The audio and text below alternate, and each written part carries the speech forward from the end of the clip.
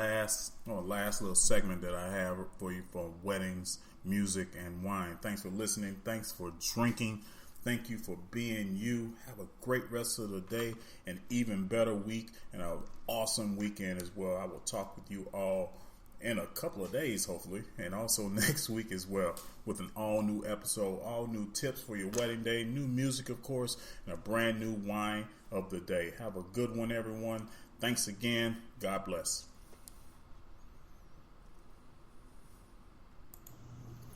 Weddings. For life. I also vow that you will never feel like you're second best, that you're not wanted or even an afterthought. I vow to encourage you to continue to be the very best that you can be. I will never fumble your heart. I will always put our marriage first, and I will always try to be the best husband possible for you. It's safe with me. It's Music.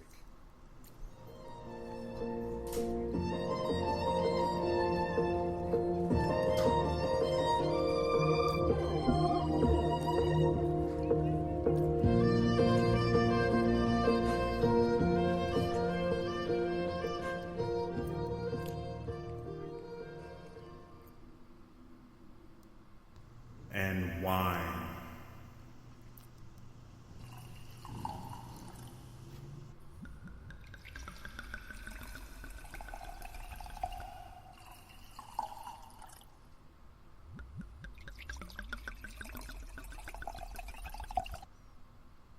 With Nuu. This is DJ Nuu, the most interesting DJ in the world.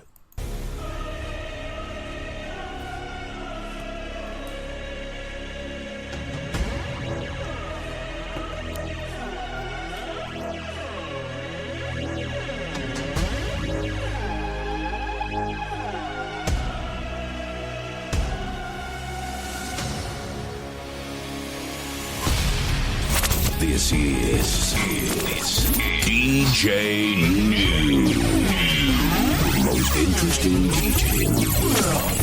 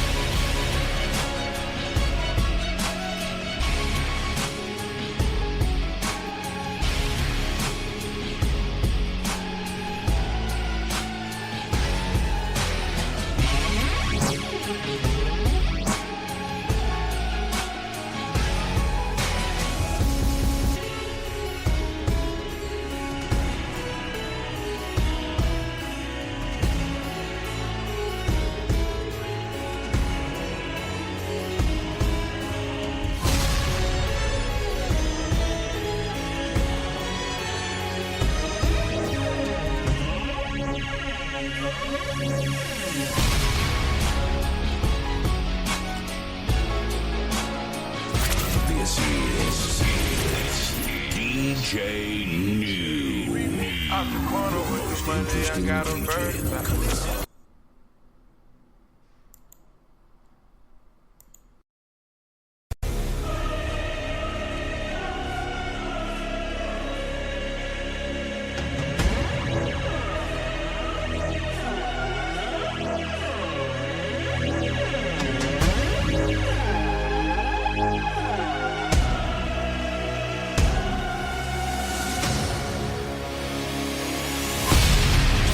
This is DJ Nuu, the most interesting DJ in the world.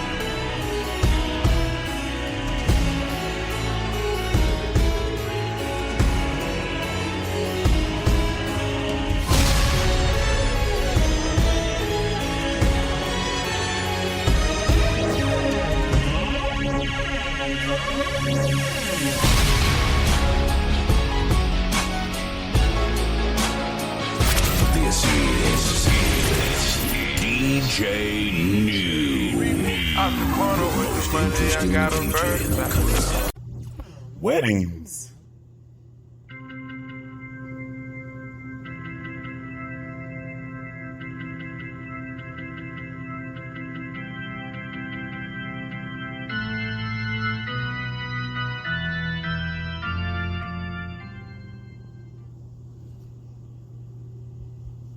Music.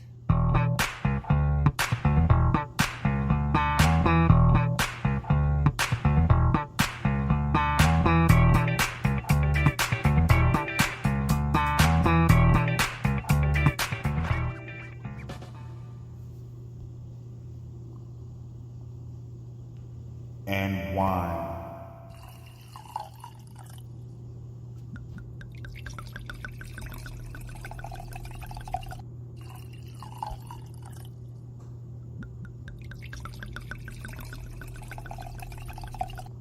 With Nuu.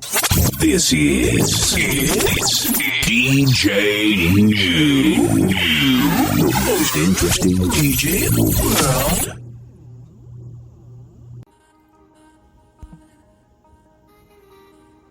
Weddings, Music, and Wine with Nuu was on location this weekend, checking out the Woodinville, Hollywood District in Wine Country, Washington. I visited 3 top wine tasting venues in the area. Started at Marysville Winery, amazing and awesome staff, by the way, and shout out to all of them for their services while I was there.